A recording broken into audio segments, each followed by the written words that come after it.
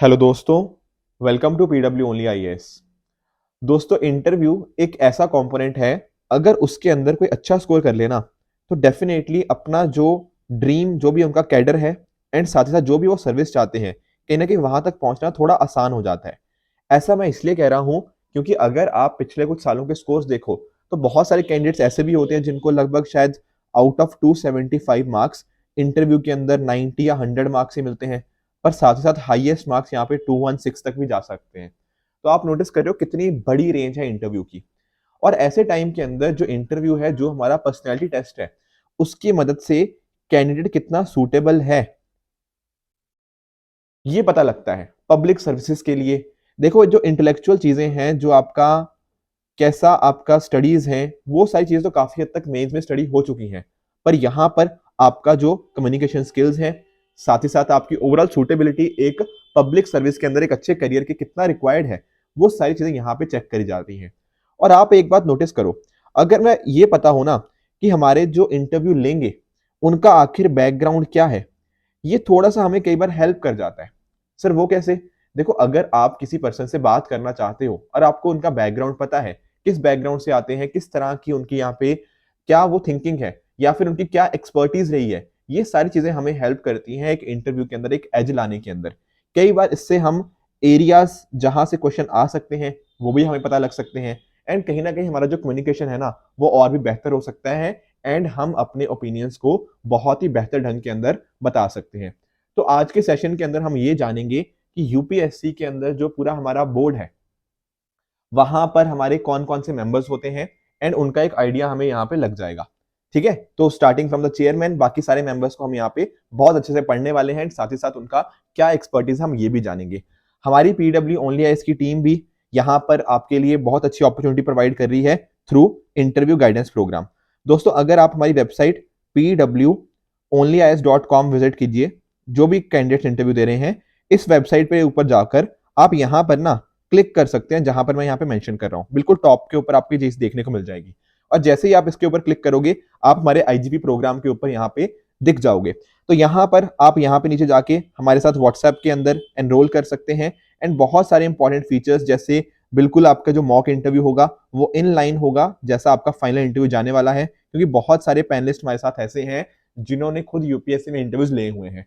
साथ ही साथ कुछ बहुत इंपॉर्टेंट फीचर्स जैसे डेफ क्वेश्चन आपको मिलेंगे, जो एक्सपेक्टेड क्वेश्चन जो हो सकते हैं उनका एक सेट आपको प्रोवाइड किया जाएगा, आपको थर्ड आई व्यू का फीचर दिया जाएगा, एंड साथ ही साथ बहुत सारी इंटरेस्टिंग जो बुकलेट्स आपको हेल्प करेंगी, चाहे with regards to current affairs हो गया, आपकी हॉबीज के पर्सपेक्टिव से हो गया, आपको जिस स्टेट को बिलोंग करते हैं उसके रिगार्डिंग क्या क्या चीजें आपको पता होनी चाहिए, ये सारा कंटेंट भी हमारी टीम आपको प्रोवाइड करेगी। तो डेफिनेटली आप हमारी वेबसाइट विजिट कर सकते हैं pwonlyis.com, and I am sure यहाँ पर इंटरव्यू गाइडेंस प्रोग्राम आपको बहुत ज्यादा हेल्प करने वाला है अपने इंटरव्यू के अंदर बहुत अच्छे मार्क्स लाने के लिए।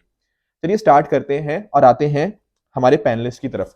देखो, अगर मैं बात करता हूं यूपीएससी बोर्ड मेंबर्स की, तो सबसे पहले अगर मैं चेयरमैन सर की बात करूं तो आप जानते होंगे वो है doctor Manoj Soni sir. Doctor Manoj Soni ji का बहुत ही बड़े स्कॉलर रहे हैं पॉलिटिकल साइंस के, इंटरनेशनल रिलेशन यानी कि आईआर, यहाँ पर इनकी स्पेशलाइजेशन है। और उसके अंदर भी अगर मैं बात करूं तो इंडिया यूएस के रिलेशनशिप्स एंड प्लस 1991 के बाद, जिसको हम पोस्ट कोल्ड वार बोलते हैं, उसके बाद किस तरह से डायनामिक्स बदले हैं, ये सारी इनकी एक्सपर्टीज और उनका डॉक्टरल रिसर्च इसी के ऊपर आपको देखने को मिल जाएगा। साथ में आप नोटिस कर पाओगे कि यंगेस्ट ये वाइस चांसलर भी हैं इंडिया के अंदर, जब ये एमएसयू के अंदर थे, यानी कि आपके जो महाराजा सयाजी राव यूनिवर्सिटी ऑफ बड़ौदा, वहां पर ये वाइस चांसलर थे। तो यंगेस्ट वाइस चांसलर भी आपको ये देखने को मिल जाते हैं। तो डेफिनेटली जो कैंडिडेट्स अपने political science and international relations के हैं, वहां तो डेफिनेटली एक बहुत मेजर चंक उनके इंटरव्यू का हो सकता है कि अगर मनोज सोनी सर के साथ इंटरव्यू है तो एक मेजर चंक आपके इंटरव्यू का इसी पर्सपेक्टिव को जाए। इनके अलावा, चेयरमैन सर के अलावा अगर हम देखें तो हम बात कर सकते हैं श्री राजीव नारायण चौबे या फिर जैसे आर एन चौबे सर के बारे में। तो R N Chaubey sir 1981 batch के आईएएस ऑफिसर हैं फ्रॉम तमिलनाडु काडर। साथ ही साथ इनकी फिजिक्स के अंदर पोस्ट ग्रेजुएशन है, मास्टर्स डिग्री सोशल पॉलिसी और प्लानिंग के ऊपर, एंड इन्होंने ना जो नई हमारी सिविल एविएशन पॉलिसी थी उसको डिजाइन करने के अंदर एक बहुत ही मेजर रोल प्ले किया था। एंड इवन अगर हम बात करें जैसे आपका डिपार्टमेंट ऑफ इकोनॉमिक अफेयर्स यानी कि मिनिस्ट्री ऑफ फाइनेंस, वहां पर इन्होंने रोल प्ले किया है। आपकी ministry of petroleum and natural gas, वहां पर ये इंपॉर्टेंट रोल प्ले करे हैं। और जैसा मैंने आपको बताया था, सिविल एविएशन पॉलिसी ड्राफ्ट करने के अंदर तो इनका इंपॉर्टेंट रोल था ही, क्योंकि ये उस टाइम हमारी मिनिस्ट्री ऑफ सिविल एविएशन के सेक्रेटरी थे। इसके साथ में अगर मैं बात करूं तो आप यहां पर देख पाओगे लेफ्टिनेंट जनरल राज शुक्ला जी के बारे में, ये रिटायर्ड हैं। अब इनके बारे में अगर हम बात करें तो आप जानते हो कि इनका इंडियन आर्मी के अंदर 4 दशकों यानी कि 40 साल से भी ज्यादा का एक्सपीरियंस रहा है, और बहुत अच्छे, जैसे आप स्ट्रेटेजिक मिलिट्री अफेयर्स की बात करें तो उनके अंदर इनका एक मेजर इंटरेस्ट आपको देखने को मिल जाएगा। इनको ना जो 2021 का रिपब्लिक डे था उस दिन परम विशिष्ट सेवा मेडल से भी सम्माना गया, और आज तक इन्होंने 70 से भी ज्यादा आर्टिकल्स लिखे हैं अलग अलग विषयों के ऊपर, और 200 से भी ज्यादा टॉक्स ये दे चुके हैं। Plus at the same time military operations director के रूप में इन्होंने रोल प्ले किया है, ठीक है ना, और साथ ही साथ आर्मी के जो डिफरेंट डिफरेंट और थिंक टैंक्स होते हैं वहां पर भी उनके साथ ये जुड़े हुए हैं। इनफैक्ट आपने ना बहुत सारे कश्मीर के अंदर काउंटर इंसर्जेंसी ऑपरेशंस के बारे में सुना होगा, ठीक है, लाइन ऑफ कंट्रोल जो है वहां पर, तो उन वेस्टर्न बॉर्डर्स के ऊपर किस तरह से हमारे इंसर्जेंसी जो काउंटर इंसर्जेंसी ऑपरेशंस रन किए जाएंगे, उनको कमांड करना, उनकी इन्फेंट्री ब्रिगेड्स को कमांड करना, ये सारा रोल लेफ्टिनेंट जनरल राज शुक्ला जी ने बहुत अच्छे से प्ले किया है। तो स्पेशली जो कैंडिडेट्स कश्मीर से आ रहे हैं या फिर जिनके डैफ के अंदर कुछ भी इंटरनल सिक्योरिटी के साथ लिंक्ड है, कुछ ऐसा मुद्दा है, वहां पर से अगर उनको जनरल राज शुक्ला जी का अगर बोर्ड मिलता है ना, तो डेफिनेटली बहुत सारे क्वेश्चन इसमें से देखने को मिल सकते हैं।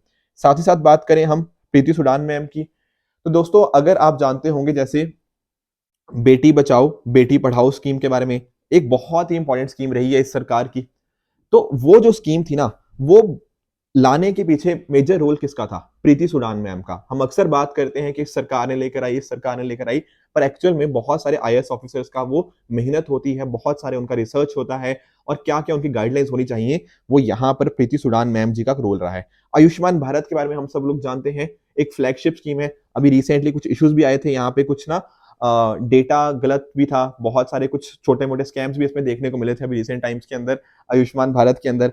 उसी तरह से ई सिगरेट बैन, ठीक है, ये भी हमारे देखा गया था, इसके रिगार्डिंग भी बिल्स और एक्ट्स हमें देखने को मिले हैं कि सिगरेट ई सिगरेट्स को क्या नुकसान होते हैं, क्यों इसको बैन किया गया था। तो ये सारे जो स्टेप्स लिए गए थे ना, इनके पीछे एक मेजर रोल था प्रीति सुडान मैम का। मैं ये नहीं कह रहा कि इन्होंने लेकर आए थे, पर इनका एक मेजर रोल रहा था, क्योंकि एक टीम होती है पूरी जो अपने आप में यहाँ पे रोल प्ले करती है। तो ये भी 1983 बैच की आईएएस ऑफिसर रही हैं आंध्र प्रदेश कैडर की, और साथ ही साथ हेल्थ सेक्रेटरी की तरह इन्होंने काम किया है। इसके अलावा वर्ल्ड बैंक के साथ भी ये काफी लंबे टाइम तक जुड़ी रही हैं। इसके अलावा तंबाकू कंट्रोल करने के लिए महिलाओं को कैसे हम सशक्तिकरण करें, WHO के साथ इन्होंने मिलकर हेल्थ के रिगार्डिंग काम किया है, और साथ ही साथ इन्होंने सोशल पॉलिसी एंड प्लानिंग के अंदर लंदन स्कूल ऑफ इकोनॉमिक्स से यहाँ पे इन्होंने एमएससी भी यहाँ पे करी है। आगे मैं अगर बात करूं तो आप देख पाएंगे सुमन शर्मा मैम के बारे में। तो सुमन शर्मा मैम का अगर हम बात करें ना, तो इनका एकेडमिक्स के अंदर एक बहुत मेजर रोल रहा है, चाहे वो आपका यूएस से इन्होंने काफी एकेडमिक्स के अंदर किया है, बजट फॉरकास्टिंग के ऊपर मैनेजमेंट कोर्सेज इन्होंने अटेंड किए हैं एमडीआई गुड़गांव से, आईएम बैंगलोर से, एम्स्टरडेम नीदरलैंड से, तो अपने आप में एकेडमिक्स के अंदर इनका मेजर रोल था।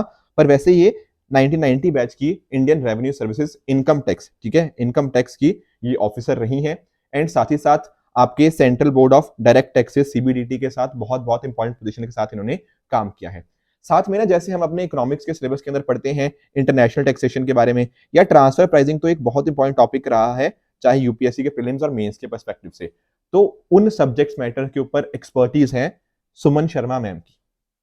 इसके साथ ही अभी रिसेंटली ना आपने देखा होगा हमारी नई फॉरेन ट्रेड पॉलिसी हमें देखने को मिली है, अपने आप में एक बहुत ही एम्बिशियस पॉलिसी है जो सोच रही है कि हम अपने एक्सपोर्ट्स को 4 गुना कर दें। उस पॉलिसी को बनाने के लिए, फॉरेन ट्रेड पॉलिसी को बनाने के लिए सुमन शर्मा मैम का बहुत इंपॉर्टेंट रोल रहा है। साथ ही साथ पावर सेक्टर आप ऐसा सेक्टर है, आप जानते हो कि काफी सारे इश्यूज इसमें थे, पर धीरे धीरे हम उन इश्यूज के साथ डील कर रहे हैं। तो पॉलिसी रिफॉर्म्स लाने के लिए अलग अलग कमेटी बनी है समय समय के ऊपर, तो सुमन शर्मा मैम उनमें से ज्यादातर कमेटीज की मेंबर भी रही हैं। आगे चलते हैं विद्युत बिहारी स्वैन सर के बारे में। देखो विद्युत बिहारी स्वैन सर जो है 1988 बैच के गुजरात कैडर के आईएएस ऑफिसर हैं, एंड गुजरात के अंदर इन्होंने बहुत इंपॉर्टेंट रोल प्ले किया है अलग अलग तरह से। फॉर एग्जांपल गुजरात के बारे में हम जानते हैं स्पेशल इकोनॉमिक जोन्स के बारे में, तो एज अ पार्ट उनका रोल प्ले किया है। साथ ही साथ दुनिया में जैसे आज भी हम फ्री ट्रेड एग्रीमेंट्स के लिए बहुत सारे देशों के साथ हम नेगोशिएट कर रहे हैं, तो डिफरेंट कंट्रीज के साथ ट्रेड नेगोशिएशंस के अंदर स्वयं सर का एक पॉइंट रोल रहा है। एक्सपोर्ट्स को हम कैसे बूस्ट कर सकते हैं, एक्सपोर्ट्स के अंदर इंश्योरेंस कैसे लेके आ सकते हैं, ये सारी बातें देखने को मिली। साथ ही साथ हमारी जो एमएसएमई मिनिस्ट्री है, micro small and medium enterprises, वहां पर एज अ सेक्रेटरी इन्होंने सर्व किया है।